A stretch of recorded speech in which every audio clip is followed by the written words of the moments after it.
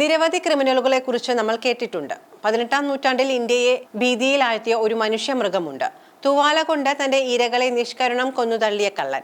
തന്റെ മുന്നിൽ വന്നുപെടുന്നവരെ യാതൊരു ദാക്ഷിണ്യവുമില്ലാതെ കൊലപ്പെടുത്തിയ ശേഷം അവരുടെ പണം കവർന്ന ഒരു കള്ളൻ. ഒന്നോ രണ്ടോ അല്ല, 931 മനുഷ്യരുടെ ജീവൻ കവർന്ന കുപ്രസിദ്ധനായ കൊള്ളക്കാരുടെ രാജാവ്. ഏറ്റവും കൂടുതൽ മനുഷ്യരെ കൊലപ്പെടുത്തിയതിനുള്ള റെക്കോർഡ് കരസ്ഥമാക്കിയ ഒരു കൊള്ളക്കാരനും അയാളുടെ കൂട്ടാളികളും. 4 ദശാബ്ദങ്ങൾ നീണ്ടുനിന്ന മനുഷ്യക്കുരുതിയുടെ കഥകൾ തീർത്തും ഭയാനകമാണ്. തഗ് ബഹ്റാം ഇരയുടെ ശരീരത്തിൽ നിന്നും ഒരു പൊടി ചോര പോലും പൊടിയാതെ അവരെ കാലപുരിയിലേക്ക് യാത്രയാക്കുന്ന കൊള്ളക്കാരുടെ രാജാവാണ്. ഒരു റുമാൽ, അതായത് ഒരു തൂവാല മാത്രം ഉപയോഗിച്ച ഇരയുടെ കഴുത്ത് വരിഞ്ഞു മുറുക്കിയ ശേഷം അവരെ കൊല്ലുന്നു.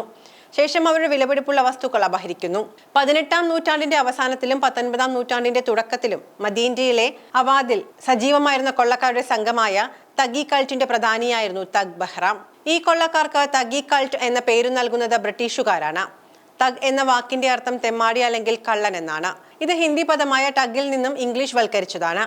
1765 മധ്യപ്രദേശിലെ ജബൽപൂർ ഗ്രാമത്തിനടുത്താണ് തഗ് ബഹ്റാമിന്റെ ജനനം. തഗ് ബഹ്റാം ഒരു മനുഷ്യമൃഗമായി തീരുന്നതിന് മുൻപ് അയാളുടെ പേര് ബഹ്റാം ജമേദാർ എന്നായിരുന്നു. വളരെ ചെറുപ്പത്തിൽ തന്നെ കാളി പൂജ ചെയ്യുന്ന കൊള്ള സംഘത്തിൽ ചേരുന്നു. അത്രയും നാൾ വരെ ഒരു കൊച്ചു ഗ്രാമത്തിലെ സാധാരണ കുടുംബത്തിൽ ജനിച്ച ജമേദാർ വളരെ പെട്ടെന്ന് രാജ്യം മുഴുവൻ ഭയക്കുന്ന കള്ളനും കൊലപാതകിയുമായി തീരുന്നു.